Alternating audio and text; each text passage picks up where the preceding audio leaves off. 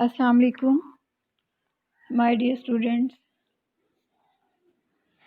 उम्मीद करती हूँ कि आप सब खैरियत से होंगे।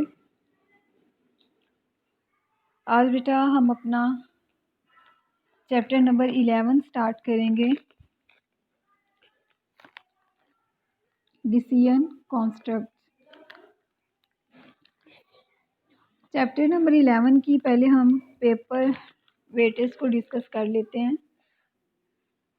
इसमें से एक आपको लॉन्ग क्वेश्चन आएगा और 3 आपको शॉर्ट क्वेश्चन आएंगे। अब चैप्टर नंबर 11 और चैप्टर नंबर 12 में ये होता है बेटा कि चैप्टर नंबर 11 बेसिकली आपके जो प्रैक्टिकल्स होंगे वो आपके चैप्टर नंबर 10, 11, 12 और 13 से आते हैं। तो पेपर के अंदर भी हमें एक प्रोग्राम आता है लॉन्ग क्वेश्चन के तौर पे।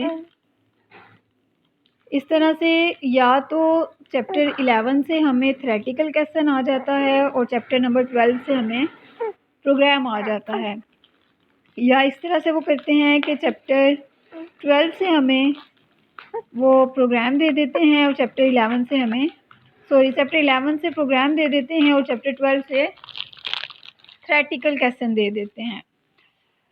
तो हम साथ साथ जो है वो इसको देखते जाएंगे। तो चैप्टर 11 को हमने थ्योरेटिकली भी तैयार करना है और इसके तमाम प्रोग्राम्स को भी तैयार करना है। बहुत आसान चैप्टर है, बहुत मज़ा आएगा इसको करने का।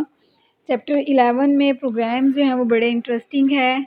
अगर आपने चैप्टर नंबर 9 और चैप्टर नंबर 10 की बहुत अच्छी तरह से प्रैक्टिस की है, उसके प्रोग्राम्स की अगर आपको सी लैंग्वेज की अगर समझ आ गई है,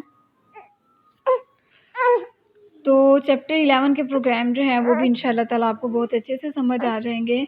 तो हम आज अपने फर्स्ट क्वेश्चन की तरफ जा रहे हैं। डिसीजन कॉन्स्ट्रक्ट का फर्स्ट हमारा जो क्वेश्चन है वो है कंट्रोल स्ट्रक्चर। कंट्रोल स्ट्रक्चर बेटा ये हमें लॉन्ग क्वेश्चन आता है 8 मार्क्स के लिए।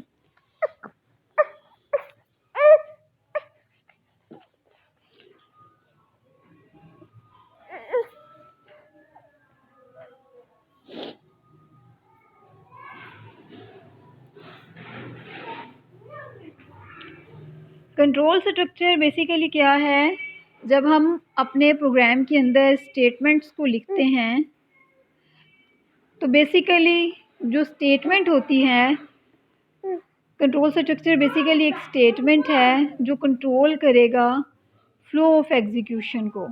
आपने अपने प्रोग्राम के अंदर जो स्टेटमेंट्स लिखी हैं उन स्टेटमेंट को किस फ्लो में कंपाइलर ने एग्जीक्यूट करना है, ये हमें कंट्रोल स्ट्रक्चर से पता चलता है। फॉर एग्जांपल हम वन बाय वन अपने स्ट्रक्चर्स को देखेंगे। एक स्ट्रक्चर जो है वो हम बेसिकली पढ़ चुके हैं, सीक्वेंस स्ट्रक्चर। चैप्टर नंबर 10 में हमने जो प्रोग्राम्स लिखे हैं वो सीक्वेंशियल स्ट्रक्चर के मुताबिक जो है वो एग्जीक्यूट होते हैं। सीक्वेंशियल स्ट्रक्चर से मुराद क्या है कि जिस तरह से हम स्टेटमेंट्स लिखते हैं वो उसी फ्लो में, सबसे पहले हमने देखा था जब हमने basic structure of C program पढ़ा था तो उसमें हमने मेन फंक्शन को देखा था।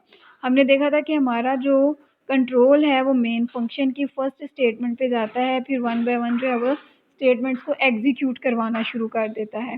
तो कंट्रोल ने किस तरह से स्टेटमेंट्स को एग्जीक्यूट करना है ये हमें कंट्रोल स्ट्रक्चर से पता चलेगा। तो कंट्रोल स्ट्रक्चर क्या करता है, basically it control the flow of execution. हमारे पास बेसिक 4 टाइप के जो हैं वो कंट्रोल स्ट्रक्चर है। सीक्वेंशियल है, सिलेक्शन है, रेपिटिशन है और फंक्शन है।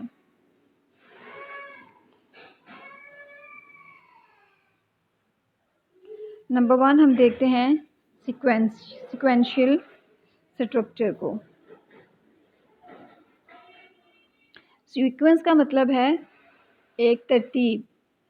चैप्टर नंबर 10 में हमने जो प्रोग्राम देखे उसमें हम अपनी जो स्टेटमेंट्स लिखते थे, तो जब हम कंट्रोल प्लस F9 करते थे हमारा प्रोग्राम एग्जीक्यूट होना स्टार्ट हो जाता था। किस तरह से वो एग्जीक्यूट करता था, उन स्टेटमेंट्स को एक तरतीब के साथ, सबसे पहले फर्स्ट वाली स्टेटमेंट को, फिर सेकंड, फिर थर्ड, फिर फोर्थ, फिर फिफ्थ एंड सो ऑन। अगर आपके प्रोग्राम में 8 स्टेटमेंट्स लिखी हैं तो अगर सीक्वेंस कंट्रोल स्ट्रक्चर है तो वो क्या करेगा, सबसे पहले फर्स्ट वाली स्टेटमेंट को एग्जीक्यूट करेगा, फिर सेकंड, फिर थर्ड, फिर फोर्थ, फिर फिफ्थ, फिर सिक्स, फिर सेवन, फिर एट्थ, फिर 10th, यानी कि जिस सीक्वेंस से स्टेटमेंट्स लिखी हुई हैं उन्हीं सीक्वेंस से स्टेटमेंट्स को एग्जीक्यूट करेगा।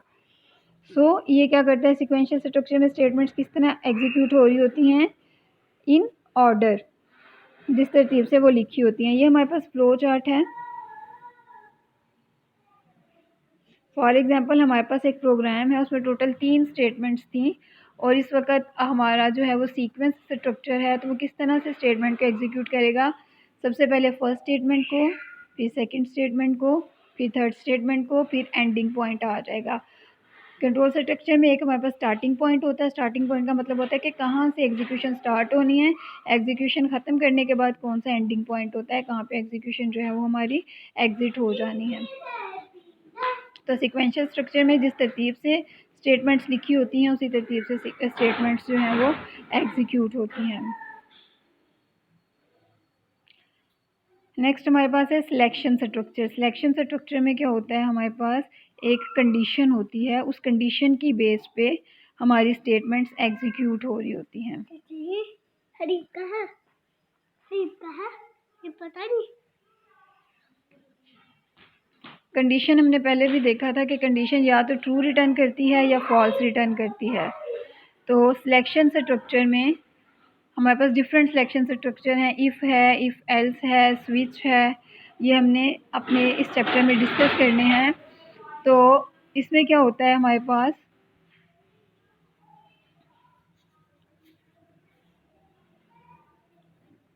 एक कंडीशन होती है, उस कंडीशन की बेस पे कुछ स्टेटमेंट्स एग्जीक्यूट हो रही होती हैं और कुछ स्टेटमेंट्स जो हैं वो स्किप हो रही होती हैं। अगर कंडीशन ट्रू हो जाएगी तो स्टेटमेंट 1 एग्जीक्यूट हो जाएगी, अगर कंडीशन फॉल्स हो जाएगी तो स्टेटमेंट 2 एग्जीक्यूट हो जाएगी और स्टेटमेंट 1 स्किप हो जाएगी। सीक्वेंस स्ट्रक्चर में जितनी भी स्टेटमेंट्स लिखी हैं वो सारी की सारी एग्जीक्यूट होंगी, लेकिन सिलेक्शन स्ट्रक्चर में एक कंडीशन होगी, उस कंडीशन की बेस पे कुछ स्टेटमेंट्स एग्जीक्यूट हो रही होंगी, कुछ स्टेटमेंट जो है वो स्किप हो रही होंगी।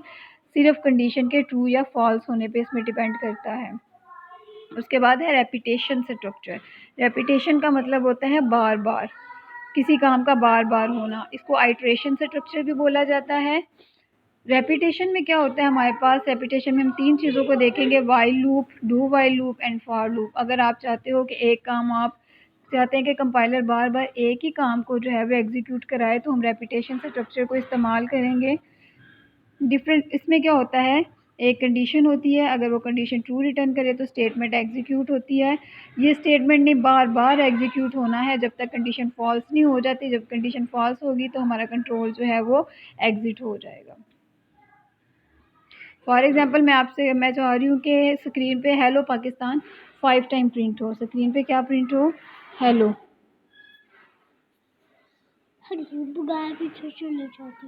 कितनी बार प्रिंट हो, बार बार। मैं सेम मैसेज प्रिंट करवाना चाह रही हूँ 5 टाइम्स, तो ये क्या है, रेपिटेशन स्ट्रक्चर है।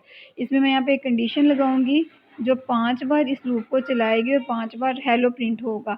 जैसे ही कंडीशन 6 हमें देगी तो हमारी कंडीशन फॉल्स हो जाएगी और हमारा जो कंट्रोल है वो कंडीशन की बॉडी से बाहर आ जाएगा। तो किसी काम को बार बार कराने के लिए जो है वो हम रेपिटेशन स्ट्रक्चर को इस्तेमाल करेंगे।